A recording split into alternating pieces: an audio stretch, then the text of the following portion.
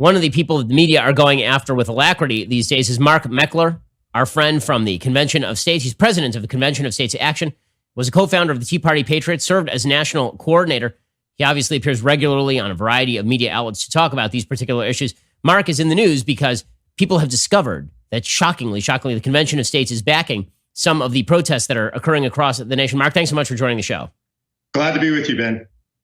So, Mark, let's talk about what exactly Convention of States is doing. So, according to the media, you're a very bad man, and Convention of States is very bad because you've suggested that people should protest governors who are not opening fast enough or presenting plans to reopen. What exactly is the agenda of the protests, and what is the behavior that people are asked to participate in at the protest? Because it seems like the media have been focusing in on, the two nuts who will show up at a protest with ridiculous signs, or trolls who show up with silly signs, or people yelling at healthcare providers, and or the people who are refusing to social distance and wear masks and then blaming it on you. So what exactly have you been requesting people to do?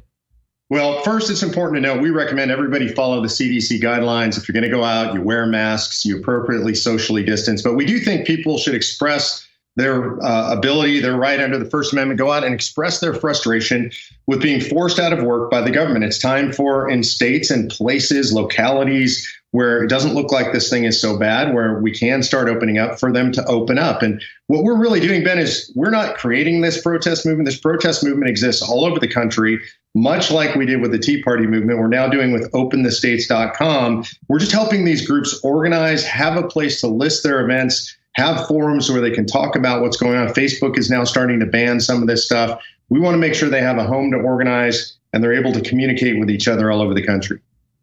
So why is Facebook banning this sort of stuff? According to you, you're not violating any protocols. You're not violating any state protocols.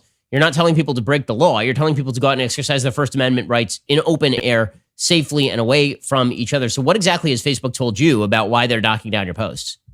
What we've heard, and Zuckerberg said this in public, he said that if people are violating stay-at-home orders and recommending that there's a violation of stay-at-home orders, then they're going to take those posts down. And we do think if there are stay-at-home orders, I think a lot of those are just straight up unconstitutional. I think people cannot be required to be under house arrest in their homes for long periods of time. I just don't think that they can or that they should do that. And so those are the kinds of posts that a lot of these groups might be violating when they hold these protests.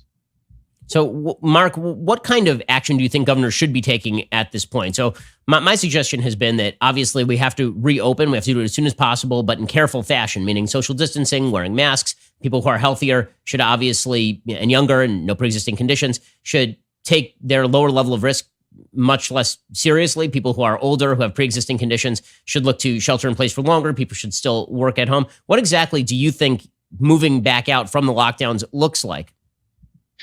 I think it looks like self-governance, Ben. I really widely trust the American people. In other words, I think people understand they don't want to die. They don't want their families to die. My family's a lot like yours, multi-generational. My folks are in their 80s. They should probably stay in their home and not go out. But using guidelines of common sense, I should be able to go out. I'm a relatively healthy guy, 58 years old. I should wear a mask and go out in public. I should be able to go out and do what I want to do. And this goes for businesses too. I think businesses should be able to open up, practice caution, follow CDC guidelines about social distancing, wearing masks, cleanliness. But I think we have to leave it up to the American people at this point, not to the government. So why do you think the media have been coming after you specifically? And again, it's pretty obvious that they're attempting to slander the entire End the Lockdown movement as a bunch of nutcases, white supremacists, people who hate healthcare providers, who simply want to go out in public and slobber all over each other. Well, why do you think the media are coming after you specifically? Look, this is the same exact tactic with the same exact language that they used with me in regard to the Tea Party movement. We are a vast right-wing conspiracy funded by the Koch brothers and the Mercers and others, big donors. We're not. Actually, our organization has over 90,000 small donors, average donors $39. They don't like the idea of the American people rising up. And Ben, I think the main culprit in this is actually the media itself. Government is definitely imposing the orders. It's all fostered and fomented and continued by the media. And if you look at all these people in the media that are reporting on this, that are suggesting we stay closed down, all of them have jobs. All of these politicians have jobs. None of them are having trouble feeding their families or paying their rent. There is a great division between the elite media and the American people. And that's really what we're seeing come out in this. So again, when we do come out of this, what do you think that American life is going to look like? Obviously, the economic circumstances of millions of people are being utterly disregarded by the media. It's deeply irresponsible. People suggesting that the only reason people want to end lockdowns is because they want to get haircuts, which obviously is untrue. You're talking to people on a daily basis. What do you think people are hoping for in ending the lockdowns? And the main thing that people are hoping for is not that life will get back to normal, because I think we're headed into a new normal. And people are going to wear masks for a long time. People are going to be cautious going to salons and grocery stores, touching doorknobs. I mean, nothing is going to be the same when we go back to normal life.